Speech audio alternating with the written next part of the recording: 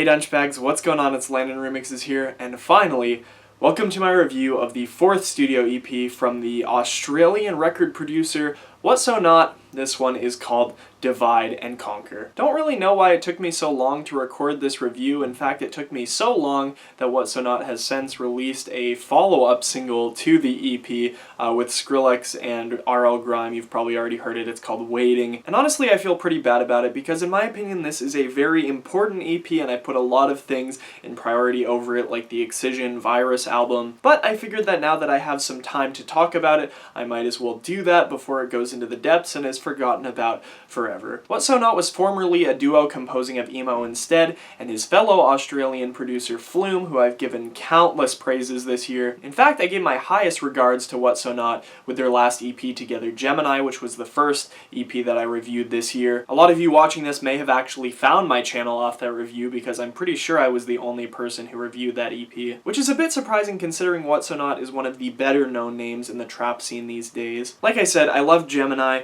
I loved Flume's Skin album that came out this year. So with Flume's departure from the project, I was a little anxious to see what emo instead could put out by himself for the first time in a long time, and the results were nonetheless pretty impressive. In fact, I think this EP is a little bit ironic because this is probably the most Flume-sounding OWSLA EP that they've put out yet, or he has put out yet for that matter, which I just think is funny considering Flume left the project citing creative differences from emo instead, yet this one sounds honestly pretty close to the stylistic settings of Skin. I think with this EP it's very clear that Flume had heavy influence on the way that emo instead viewed production, and as a result this one ended up sounding a lot like the direction that Flume's going in right now. Although I definitely wouldn't call this entire EP a complete copycat of Flume's sound, because it definitely isn't. For example, the EP's title track has those big thundering bass lines that you might find on OWSLA's second EP, The Quack. These kind of sounds reflect classic OWSLA styles, but they're definitely more dirty and distorted than we've ever seen before. And although I feel like creatively this one is very similar to Skin, I definitely feel like OWSLA sticks closer into his trap roots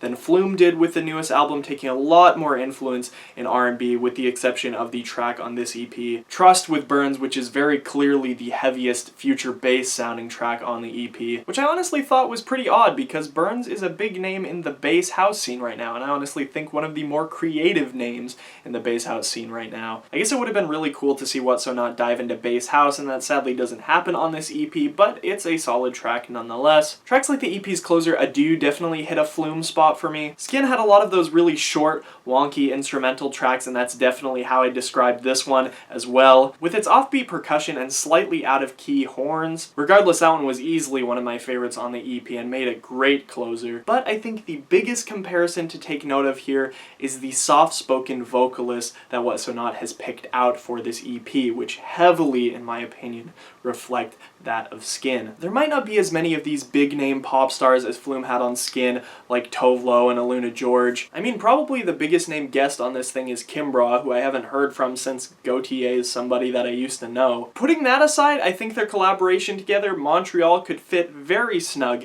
in the Skin track list. I probably couldn't even tell the difference in production for the most part between those two. Although I feel like OWSLA did a great job picking out the women on this album, I really don't like his choice of rapper on this thing. And I'm not even saying that OWSLA has to try to compete with Flume on this EP, but rappers like Rome Fortune just don't even compare to rappers like Vince Staples and Vic Mensa. I'm not going to say that I absolutely hated his appearance, but I will say that it probably ruined what could have possibly been one of my favorite tracks on this EP, Buried. Don't get me wrong, there are some absolutely huge tracks on this EP, but overall I just don't think this one is as well-rounded as Gemini was, though I can definitely say that I really love the direction OWSLA's production is going right now, and I'll be patiently waiting to see what he'll put out next. I'm going to go ahead and give Divide and Conquer my solid 7 out of 10. As always, I have the Spotify link in the description if you guys want to go check it out for yourselves, and I definitely would recommend this one. Anyway, I'm LandonRemixes. I hope you guys enjoyed this review,